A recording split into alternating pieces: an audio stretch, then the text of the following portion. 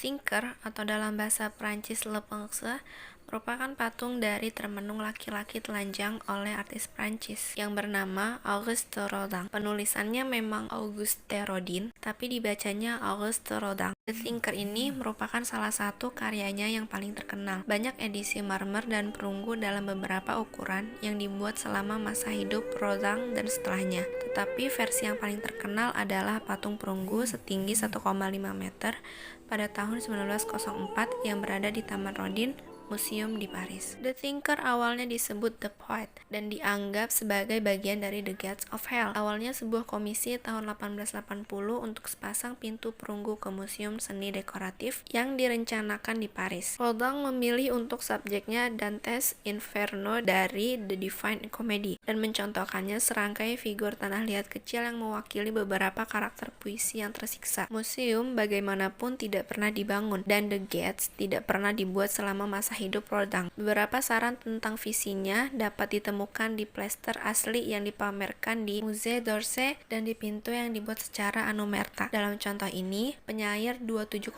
inci muncul ditimpani di atas pintu. Sosok telanjang itu duduk di atas batu, punggungnya membungkuk ke depan, alis berkerut, dagu bertumpu pada tangannya yang santai, dan mulut dimasukkan ke buku-buku jarinya. Dengan diam dan termenung, dia mengamati sosok-sosok yang berputar-putar dari mereka yang menderita di lingkaran neraka di bawah. Beberapa ahli berpendapat bahwa penyair pada awalnya dimaksudkan untuk mewakili Dante, tapi bentuknya yang berotot dan besar kontras dengan pahatan khas yang menggambarkan penyair itu ramping dan lentur. Setelah museum yang diusulkan gagal, Rodin terus mengerjakan ulang banyak figur dari The Gates, menggunakan beberapa dengan cara baru dan memamerkan yang lain secara individual. Dia akhirnya mengganti nama The Poet menjadi The Thinker dan memamerkannya sendiri pada tahun 1888 dan kemudian memperbesarnya dengan perunggu pada awal 1900-an. Pembesaran figur tanah liat asli Rodin sebagian besar dilakukan oleh asisten studionya, terutama Henri Leboeuf di bengkelnya. Untuk membuat duplikat dengan ukuran berbeda, mereka menggunakan mesin kelas yang didasarkan pada sistem pantograf dan menyerupai mesin bubut. Pemikir monumental membesar-besarkan permukaan yang belum selesai yang disukai Rodin. Rambut cepak patung itu secara khusus memperlihatkan model kasar Rodin dari model tanah liat dengan lipatan dan lekukannya. Rodin menunjukkan patung itu di 1904